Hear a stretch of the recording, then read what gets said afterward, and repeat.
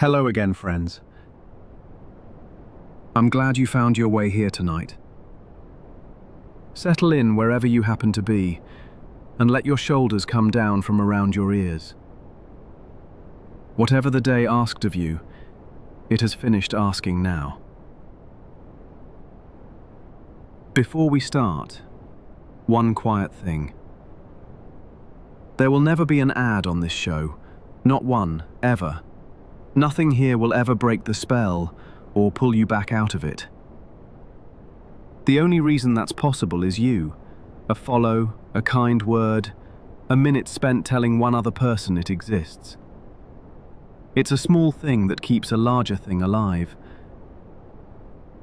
I want to begin in a dark room, because that is where most of us first met him, years before we ever learned his name, and long before we knew the first true thing about the man behind it. Somewhere there was a science museum, or a school gymnasium, or a fair, and the lights went down, and in the middle of the room stood a strange machine. A metal column, taller than a person, with a great smooth mushroom of copper on top. And a person in a lab coat said, "Watch this."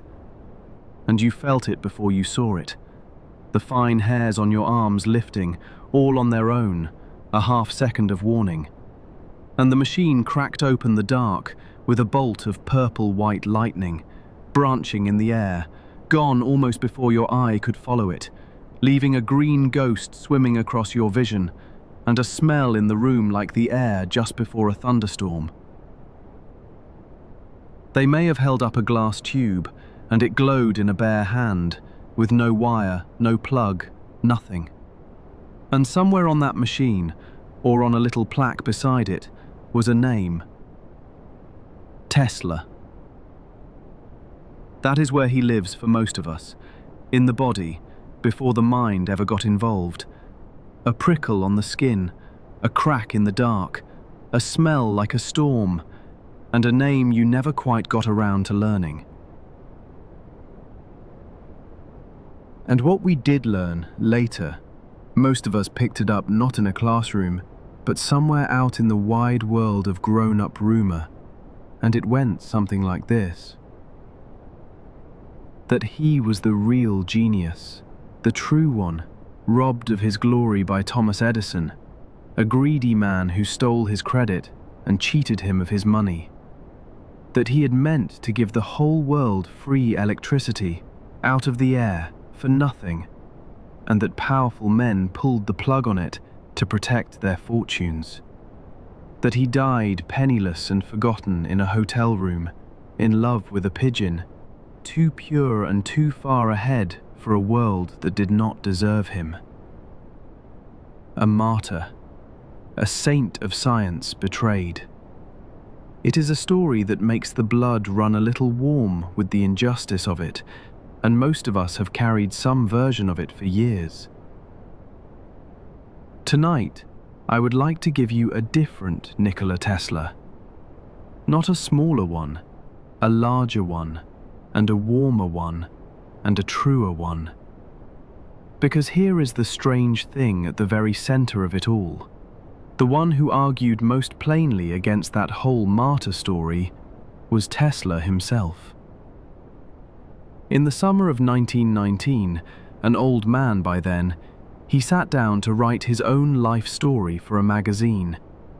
And when he came to the great ruined dream, the tower on Long Island, the wireless power that never came, he reached for no villain at all.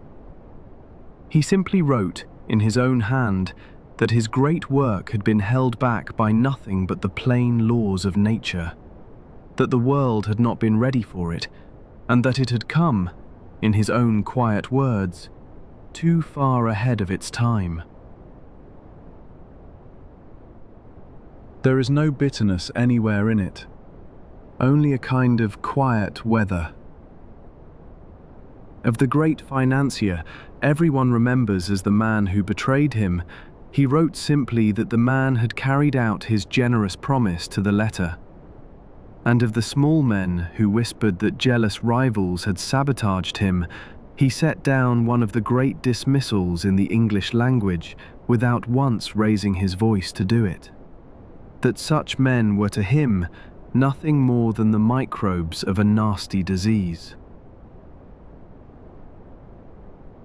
24 years before he died, the man was already telling us the conspiracy was not true. So the story I want to tell you tonight is not the story of a robbery. It is something rarer, and I think a good deal more moving. The story of a real person, funny and courteous and haunted and generous almost to his own ruin, who dreamed one dream too large for the physics of his century and was honest about it and was loved. The lightning was always real.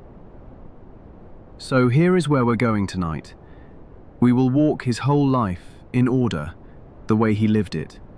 From a frightened boy in a house of grief, through the hungry years of his rise, to the wizard at the very height of his powers, then the one enormous dream that broke him, and at last, the long, quiet evening at the end, an old man at a hotel window with a white bird. And only then, once we have the whole of him, will we stand back and ask what it all really meant. So let us start at the beginning, with the boy. Tonight, let us meet the man beneath the lightning.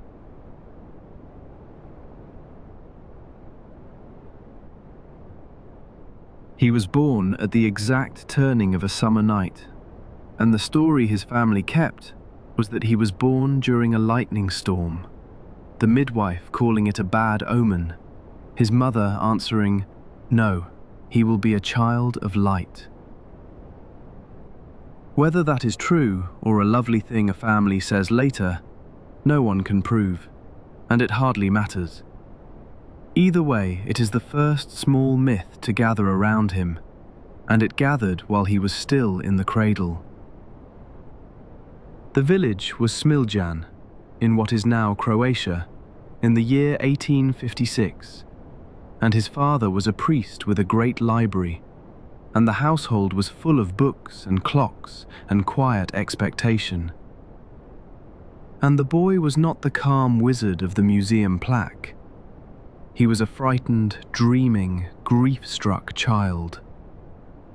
He suffered all his life from what he called an affliction, sudden, involuntary flashes of light, and vivid images that swam up in front of his eyes so strongly he could not always tell them from the real world. He was careful to insist these were not the hallucinations of a diseased mind. In every other respect, he wrote, I was normal and composed. But they frightened him, and to escape them, lonely and small, he learned to travel in his own head, building whole imaginary cities and filling them with people who became, he said, just as dear to me as those in actual life. It is the loneliest and most tender origin of a great mind I know. A boy so overwhelmed by the world that he built a quieter one inside himself and lived there. And there was a wound at the center of that house. Tesla had an older brother, Dane, brilliant, the gifted one, the family's hope. And the family kept a magnificent Arabian horse, a creature Tesla remembered as possessed of almost human intelligence, which had once saved his own father's life, carrying him home through wolf country in the snow. And that same horse threw Dane, and Dane died of it, and Nikola, very small, saw it happen. He wrote about it more than half a century later, and the pen had not cooled at all. 56 years have passed, he wrote, and my visual impression of it has lost none of its force. And here is the line that explains so much of the anxious, self-doubting, approval-hungry man he would become. Anything I did that was creditable, he wrote, merely caused my parents to feel their loss more keenly. So I grew up with little confidence in myself. The most confident-seeming man of his age, the wizard under the lightning, grew up certain he was the lesser brother, the one who lived. But it was not all grief, and this is the part the solemn statues never show you. The boy was funny and a born tinkerer, and constantly nearly killing himself. He gave, in that same memoir, a cheerful catalogue of his childhood near-deaths. "I was almost drowned a dozen times," he wrote, "was nearly boiled alive and just missed being cremated. I was entombed, lost and frozen. I had hair-breadth escapes from mad dogs and hogs and other wild animals."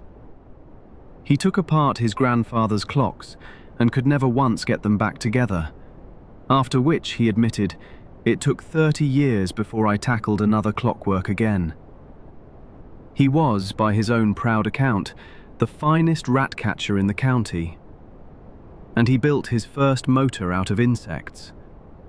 He caught 4 June bugs, big, strong, live beetles, and glued them very gently to a little spindle, a tiny wheel, and the bugs, once they started beating their wings, had no sense to stop, and so they turned the wheel, hour after hour, and the hotter the day, he noticed with an engineer's delight, the harder they worked.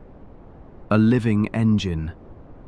His very first power plant ran on beetles, and it came to a spectacular end in the way that only childhood does. Another boy, the son of a retired army officer, wandered up, and this boy, it turned out, liked to eat June bugs, alive, by the handful, as though they were the finest oysters. And he ate Tesla's entire motor, crunched the whole power plant down in front of him.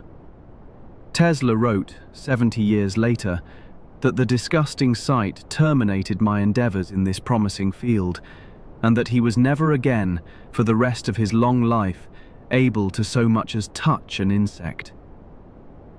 The father of the electric age, undone at the dawn of his career by a boy with an appetite. Hold on to that man, the one who could laugh at that, because he is the one the martyr story leaves out. And there is one more scene from the boyhood, because it set the whole life in motion, and it happened at what everyone believed was the very end of it. At 17 or so, he caught cholera in an epidemic that was killing the village in heaps.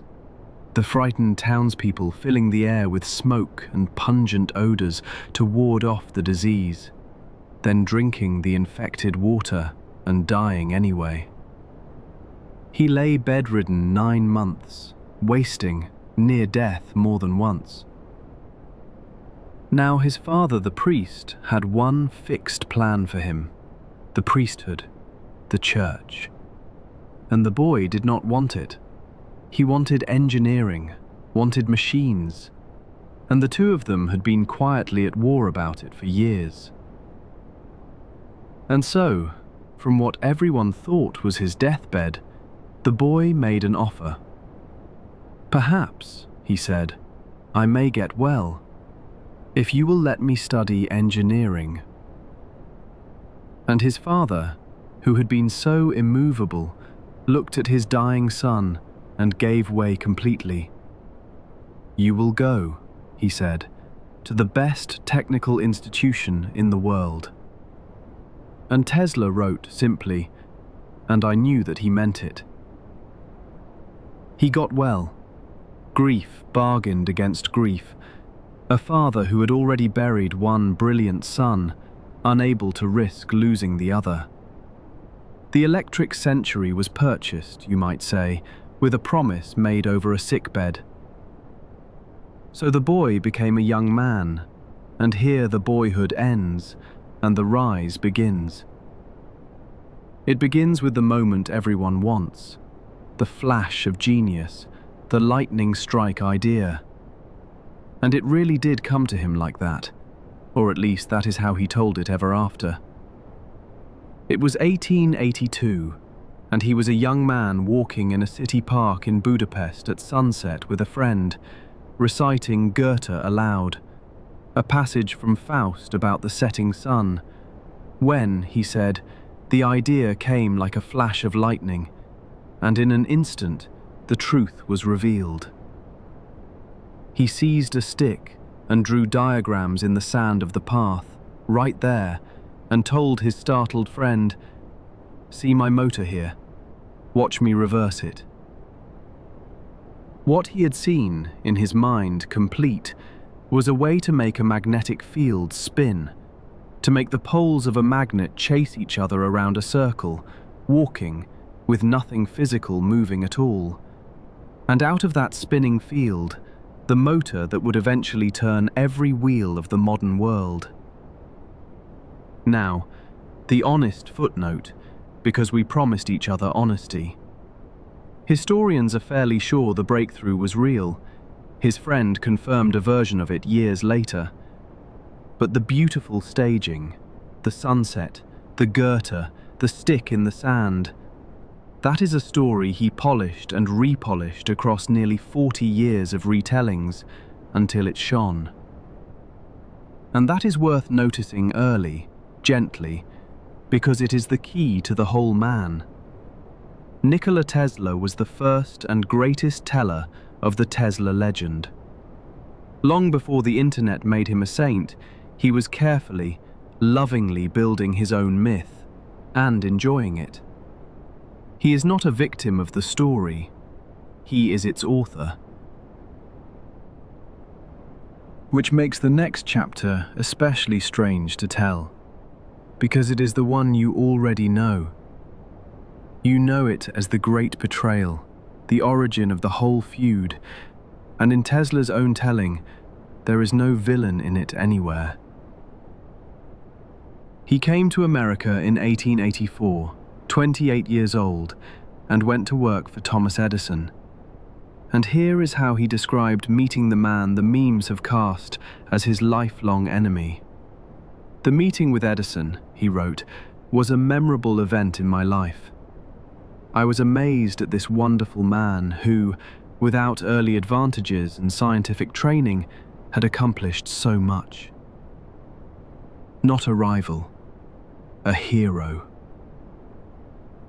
There was a famous night, one of the fastest ocean liners afloat, the Oregon, dead in the harbor, both her electrical generators broken, buried under the ship so they could not even be removed, and Tesla went aboard and worked through the entire night in the dark with the crew and fixed both machines by dawn. And walking home up Fifth Avenue at 5 in the morning, exhausted, he ran straight into Edison and his men, just heading out for the day. Edison, teasing, "Here is our Parisian, running around at night." Tesla told him the Oregon was fixed, both machines, and Edison said nothing and walked on.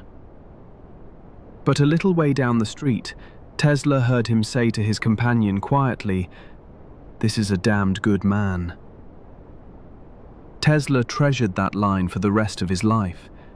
That is not how a man remembers a tormentor. That is how a man remembers a mentor he wanted to impress. So where does the feud come from? From a genuine wrong, but a smaller and sadder and more ordinary one than the legend.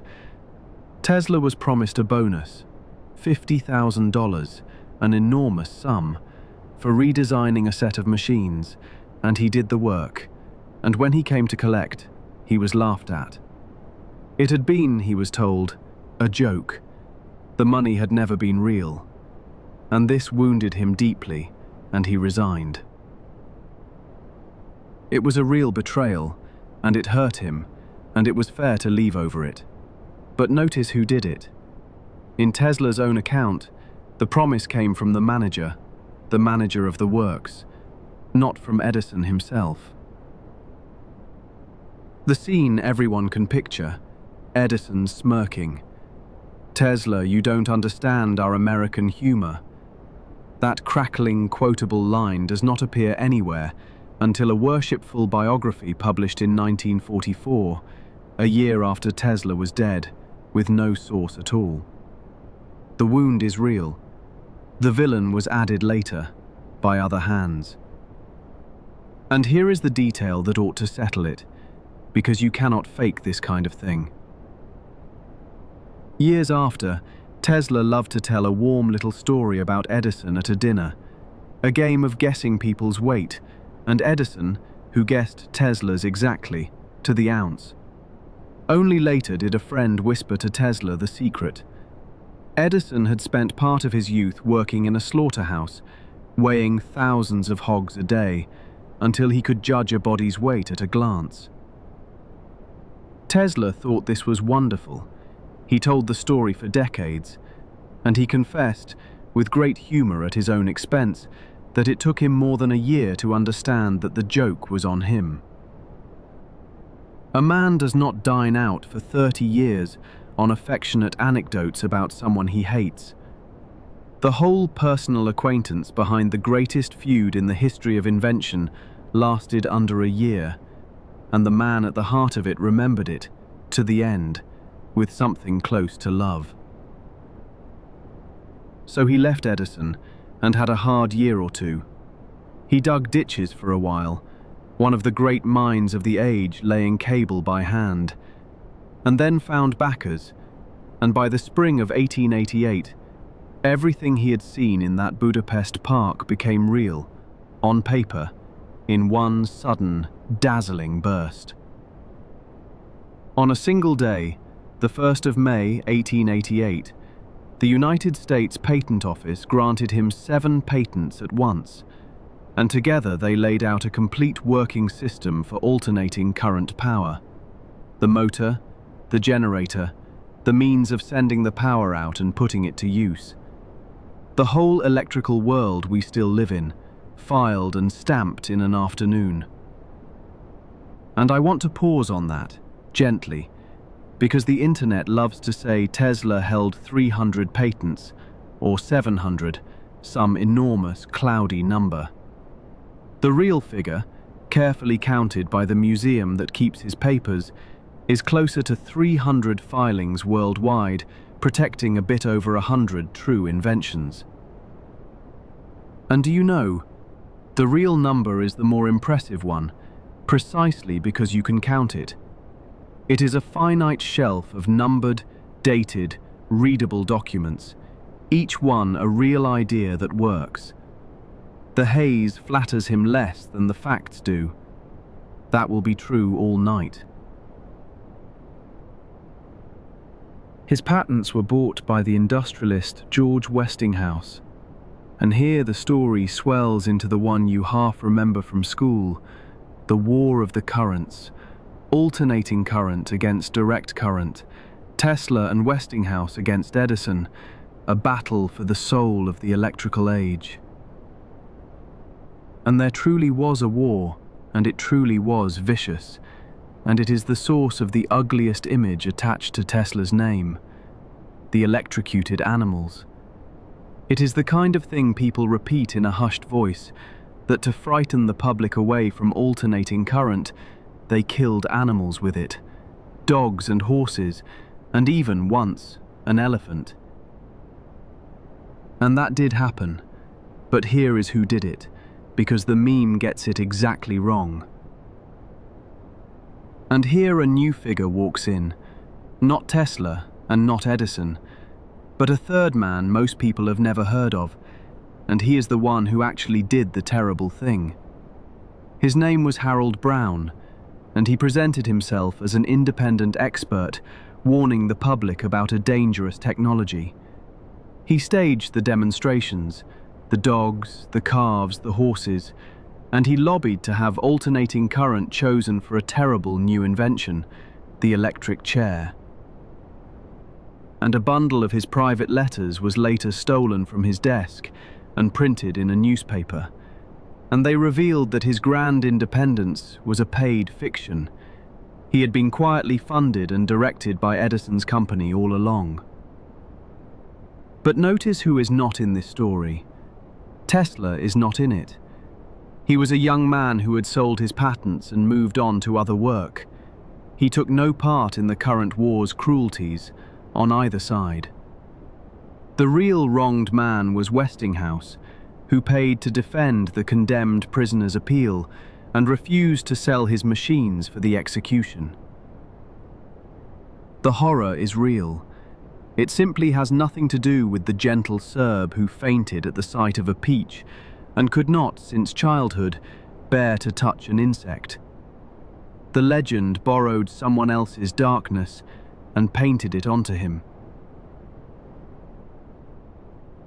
And so we come to the wizard years, to the image on the museum plaque, the lightning and the coils, the Tesla you have been picturing this whole time.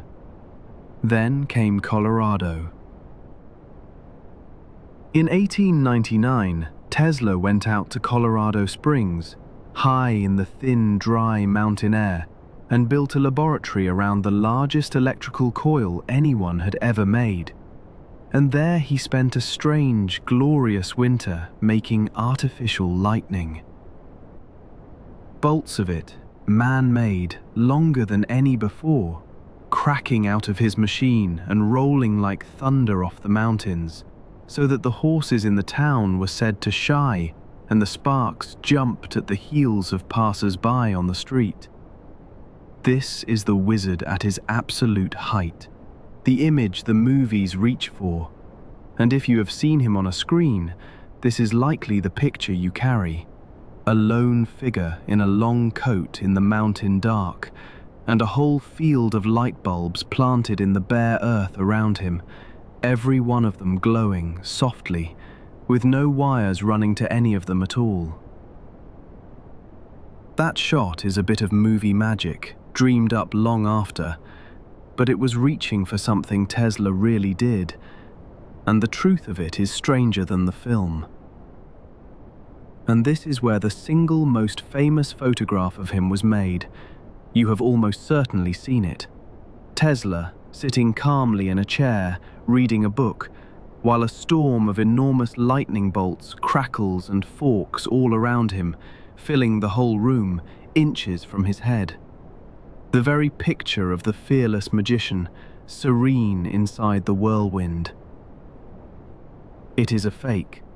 And, this is the wonderful part, Tesla told us it was a fake in his own notebook at the time.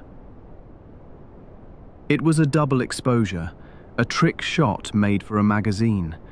First they photographed the empty chair with the lightning going, then they stopped the machine, and Tesla came in and sat down in the safe, quiet, dark room, and they exposed the same photographic plate a second time, laying his calm figure into the storm.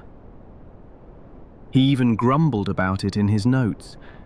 "I did not like this idea," he wrote, "but some people find such photographs interesting."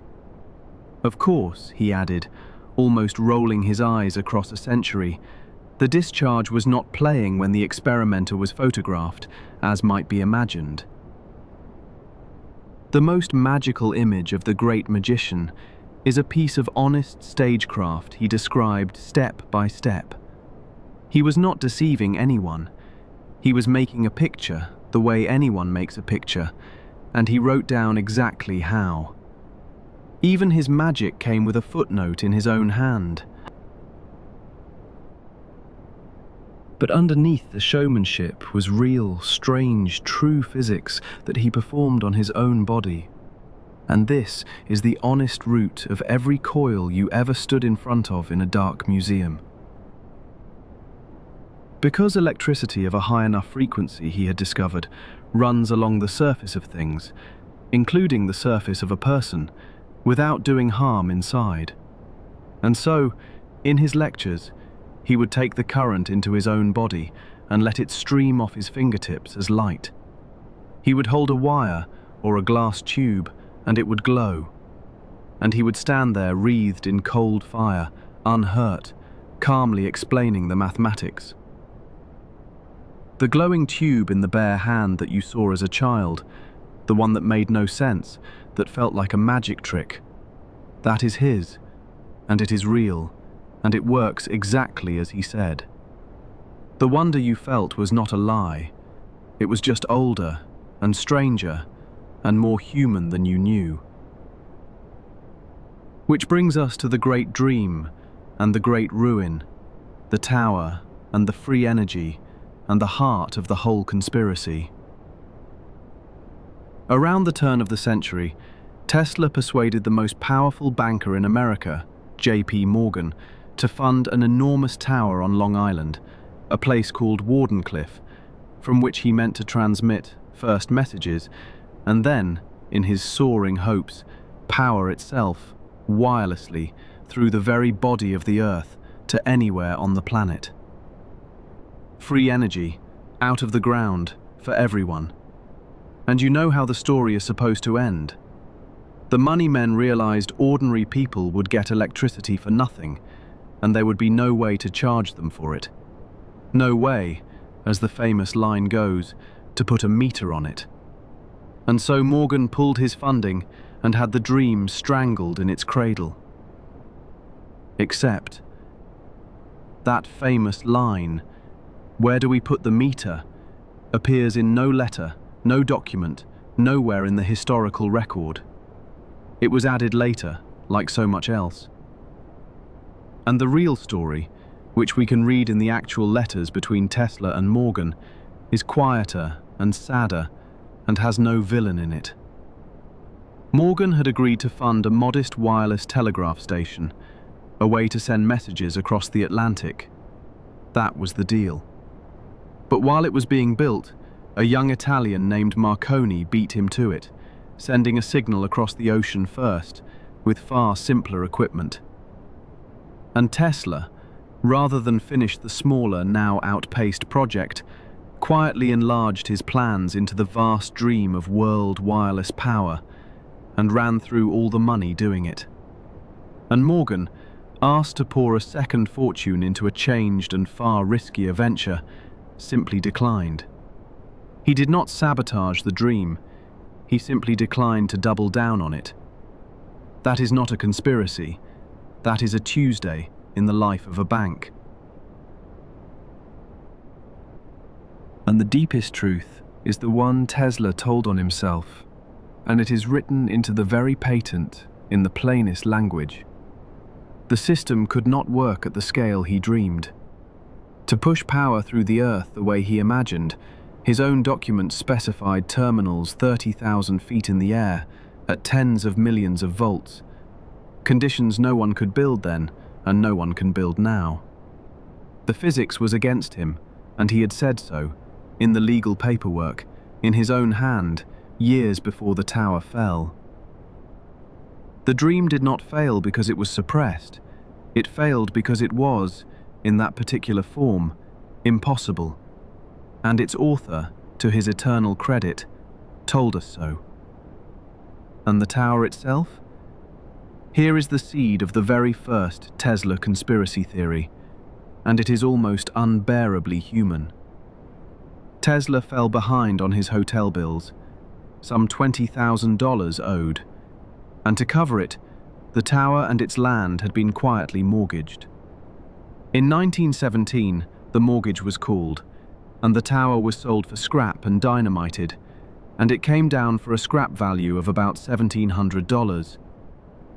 But the mortgage, and the debt behind it, had been kept off the public record, because a proud man did not want the world to know how badly he was struggling. And so, when the tower came down in the middle of a world war, and no one could see the real, ordinary, heartbreaking reason, the newspapers filled the silence with a rumor that the government had torn it down because German spies were using it as a secret transmitter. The first Tesla conspiracy theory was born in 1917 out of a hidden hotel bill. A proud man's small concealment grown in the dark into a spy story. That is how the myths are made, not from cover-ups, but from tender human silences the rest of us cannot help but fill. Now, if the legend were true, if he had been erased, robbed, forgotten, then the last decades of his life should be a slow fade into darkness. They were not. In 1917, the very year the tower fell, The Electrical Engineers of America gave Nikola Tesla their highest honor. And here history plays one of its quiet jokes, because the honor was called the Edison Medal. At first he refused it, writing back that they proposed to honor him with a medal he could pin upon his coat and strut for a vain hour before the members and guests of the Institute. Award it, he said, to Edison himself. But they talked him round, and he accepted, and the man who presented it said something no forgotten failure ever hears. Were we to seize and eliminate from our industrial world the results of Mr. Tesla's work, he said, the wheels of industry would cease to turn. The man the meme says was erased was told, to his face, by his own profession, that the modern world would literally stop without him. 26 years before he died. And he was not left to starve either. In his last years, the Westinghouse Company, the company his patents had helped build, quietly paid him a monthly sum, dressed up as a consulting fee, because they knew his pride would never accept plain charity. And they paid his rent besides, at the Hotel New Yorker, where he lived out his final decade. He died unwealthy, yes, but not abandoned and not forgotten. He died housed and pensioned and honored, cared for by the industry he had made possible, which is a truer and kinder thing than the martyr story allows, and it costs the story nothing to be true.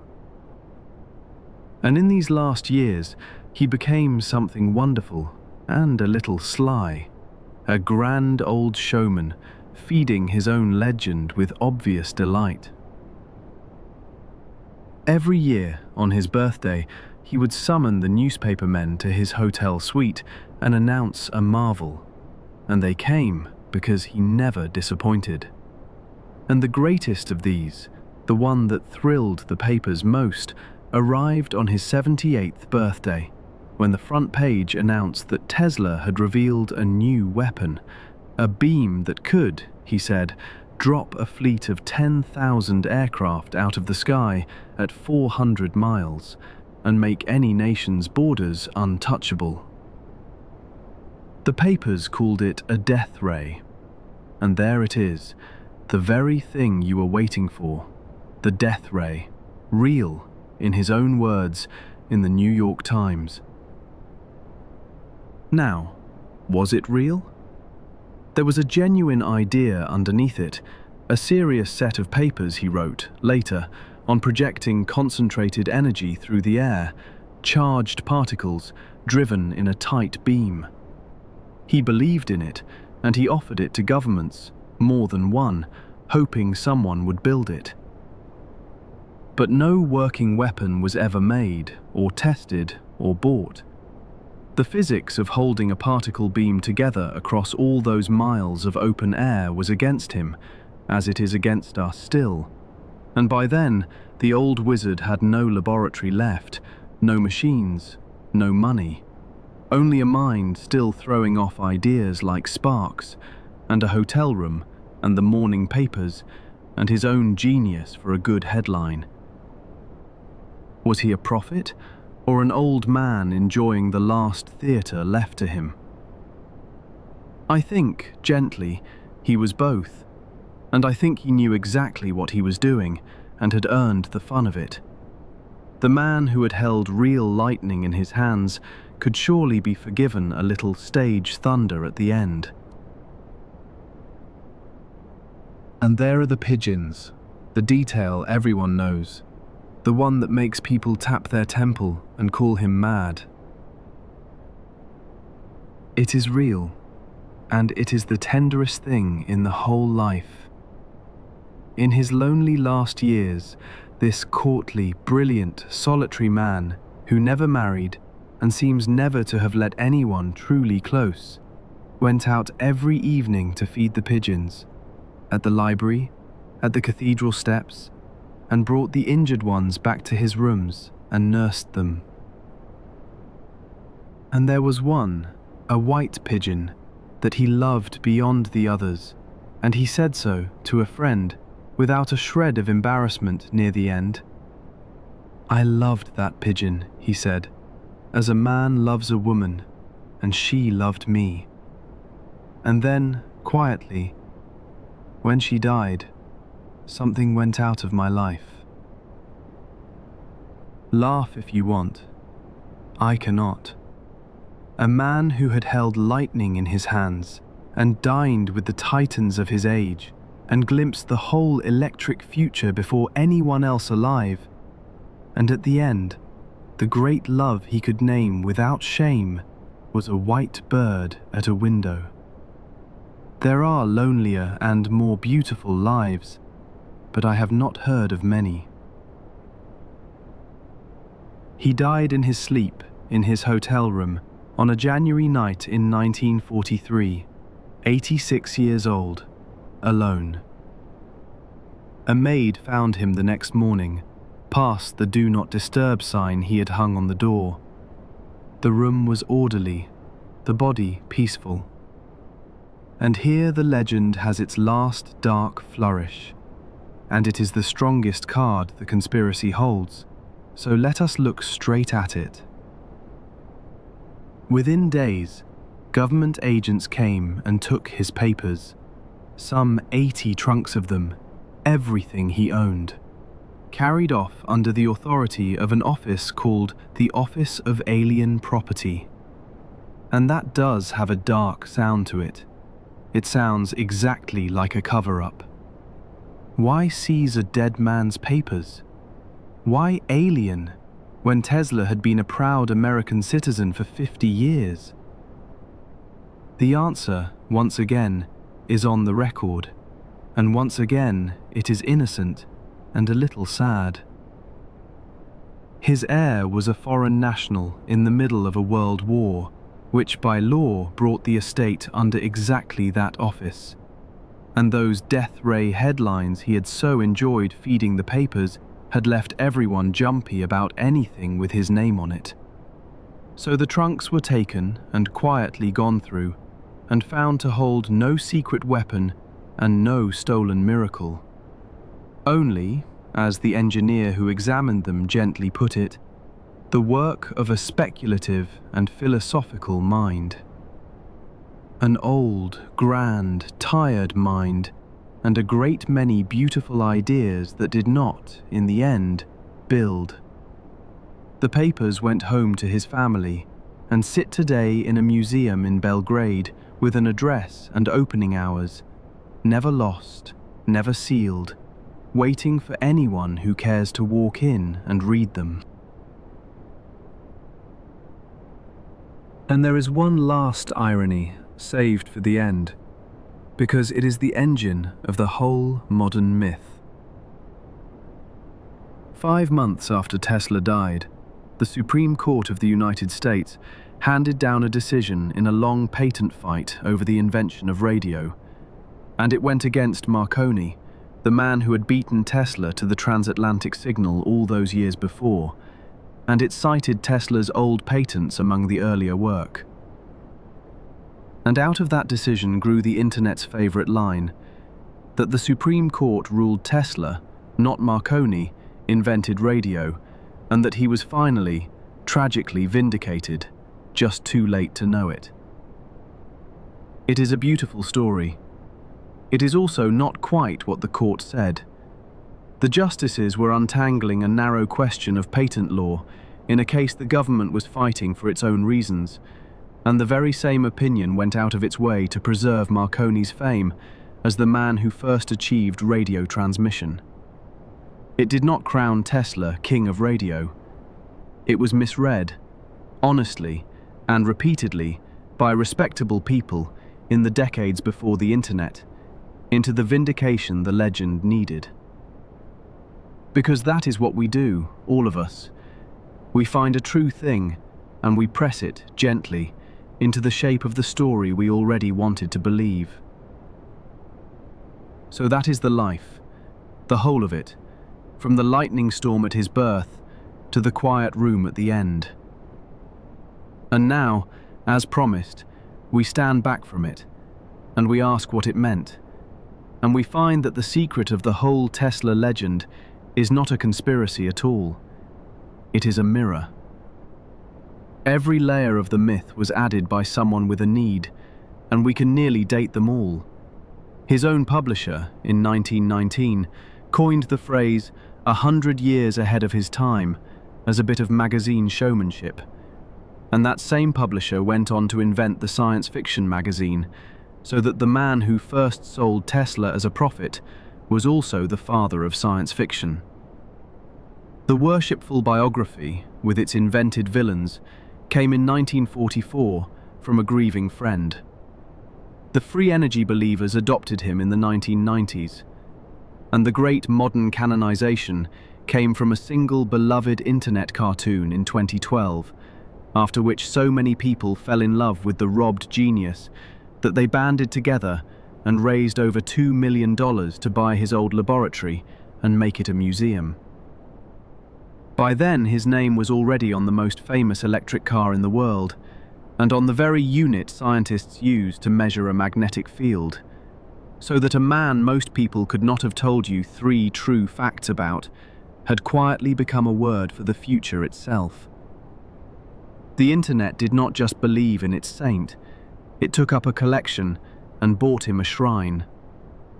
There is something genuinely lovely in that, and I would not take it from anyone. So we come, as we always do, to the 2 ways of holding it, and tonight, unusually, I do not think you have to choose, and I do not think you should.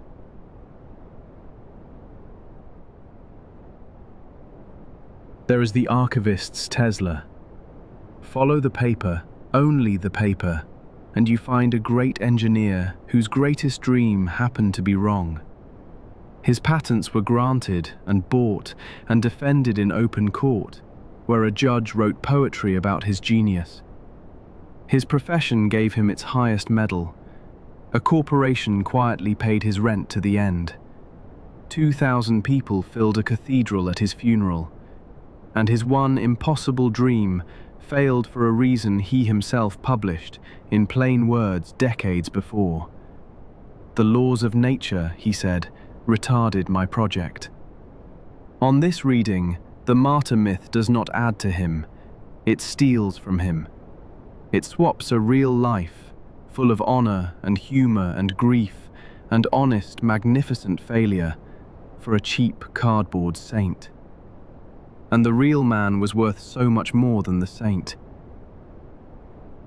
And there is the believer's Tesla, the one who saw further than the ledger can measure, who dreamed of a wireless, powered, connected world a full century before it arrived. And it did arrive, just not through his tower. Who warned in 1919 that cheap, unlimited energy might bring not paradise but chaos if human beings were not ready for it. Who imagined machines that would act as if they had minds of their own, and called them, in the language of his day, by a name he invented. The visionary the world was not, in fact, quite ready for. And you know, both of these are built from the very same documents. They disagree about nothing that happened. They disagree only about what to feel about a man who reached further than his century's hands could hold. So keep them both. Keep the wonder you felt in the dark museum, the hair rising on your arms. That was always real, and it was always his. Keep the love you have carried for the misunderstood genius. You were right to love him. You were only wrong about who hurt him, and the answer gently is no one. It was the size of the dream and the shortness of a life. We do not have to trade our Tesla in for a lesser one tonight. We get, instead, to trade him up. The saint was always smaller than the man. So let me leave you where he left himself, in the last quiet years, in the plain hotel room high above the city. It is evening. The lightning is all long ago now, the coils silent, the tower gone to scrap, the great AIEE medal in a drawer. An old man stands at the window with a handful of seed, and on the sill, in the last of the light, a white pigeon settles and folds her wings and is still. He does not need her to be a symbol. He does not need to be vindicated or crowned or avenged. He needs only this: the window, the bird, the quiet, the day going down over the towers of the electric city that he, more than any other soul who ever lived, switched on. The hair on your arms, in the dark museum, all those years ago, that was him, saying hello across 100 years. Sleep well, friends. The lightning was always real, and so was the man beneath it, and he is not going anywhere. He never has.